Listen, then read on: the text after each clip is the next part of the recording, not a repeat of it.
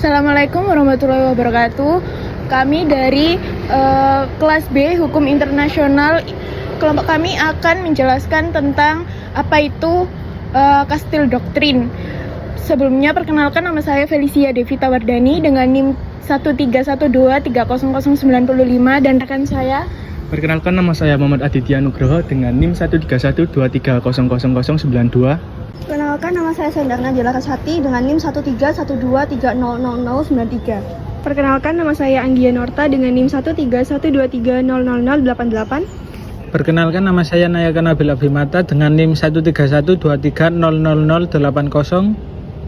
Kami izin menjelaskan dari pengertian Kastil Doktrin. Kastil Doktrin mengacu pada pengecualian terhadap tugas untuk mundur sebelum menggunakan pembelaan diri yang mematikan jika salah satu pihak berada di rumah mereka sendiri. Berdasarkan doktrin pembelaan diri, pihak yang secara wajar meyakini bahwa mereka diancam dengan penggunaan kekuatan mematikan secara langsung dapat secara hukum menanggapi dengan sejumlah kekuatan yang proporsional untuk mencegah ancaman tersebut. Doktrin pembelaan diri tunduk pada berbagai pembatasan yang berbeda dari satu yurisdiksi lainnya. Kemudian, salah satu pembatasan terhadap pembelaan diri adalah aturan untuk mundur. Di wilayah hukum yang mengikuti aturan untuk mundur, suatu pihak tidak berhak atas pembelaan diri kecuali mereka terlebih dahulu mencoba mengurangi perlunya kekerasan dengan melarikan diri dari situasi tersebut. Selama mundur dapat dilakukan dengan aman. Meskipun demikian, di wilayah hukum yang mengikuti doktrin Kastil, pembatasan ini memiliki pengecualian bagi pihak-pihak yang berada di rumah mereka sendiri.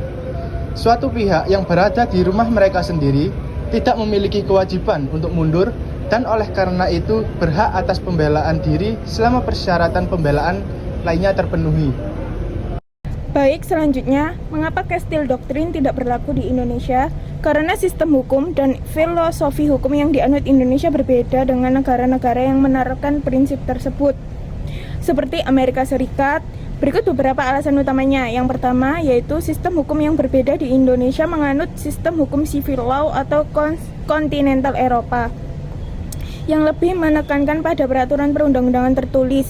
Sedangkan Kastil Doktrin berkembang dalam sistem common law seperti di Amerika Serikat yang banyak dipengaruhi oleh presiden pengadilan. Yang kedua, prinsip pembelaan diri di KUHP Indonesia dalam KUHP Indonesia atau yang biasa disebut dengan Kitab Undang-Undang Hukum Pidana.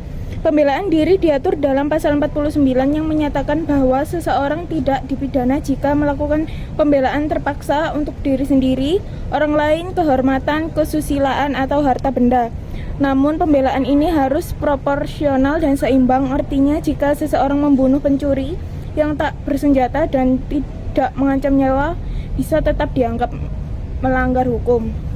Dan selanjutnya, saya ingin menambahkan dari penjelasan teman saya tadi mengenai pembelaan diri di Indonesia diatur secara ketat dalam pasal 49 KUHP. Agar tindakan pembelaan diri dapat diterima secara hukum harus dipenuhi beberapa unsur penting, yaitu adanya serangan atau ancaman serangan yang sangat dekat dan melawan hukum. Serangan tersebut bersifat seketika mendadak dan tidak ada jeda waktu yang lama antara serangan dan pembelaan. Selanjutnya, pembelaan harus bersifat terpaksa, artinya harus dilakukan karena tidak ada pilihan lain untuk melindungi diri, orang lain, kehormatan, kesusilaan, atau harta benda. Selanjutnya, cara dan alat pembelaan yang digunakan harus proporsional dan setimpal dengan ancaman yang dihadapi. Jika pembelaan melampaui batas yang diperlukan, misalnya menggunakan kekuatan mematikan terhadap ancaman yang sebenarnya tidak mengancam nyawa, maka tindakan tersebut tetap tidak dipidana, kecuali dapat dibuktikan adanya guncangan jiwa yang hebat akibat serangan tersebut. Pembelaan dari luar biasa. Lalu selanjutnya saya akan menambahkan mengapa Kastil Doktrin tidak dapat diterapkan di Indonesia. yaitu tidak ada hak istimewa di rumah sendiri. Kastil Doktrin memberikan hak khusus untuk membela diri di rumah sendiri, termasuk penggunaan kekerasan, mematikan tanpa kewajiban mundur. Indonesia tidak memberikan kekebalan hukum otomatis hanya karena kejadian terjadi di rumah sendiri.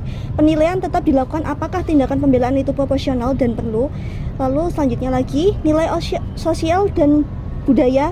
Nilai-nilai sosial di Indonesia cenderung mengutamakan musyawarah, gotong royong, dan penyelesaian damai, sehingga pendekatan yang membenarkan penggunaan kekuatan mematikan secara langsung cenderung tidak sejalan dengan nilai tersebut.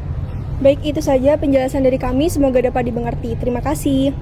Sekian dari kelompok kami, terima kasih semuanya. Dadah.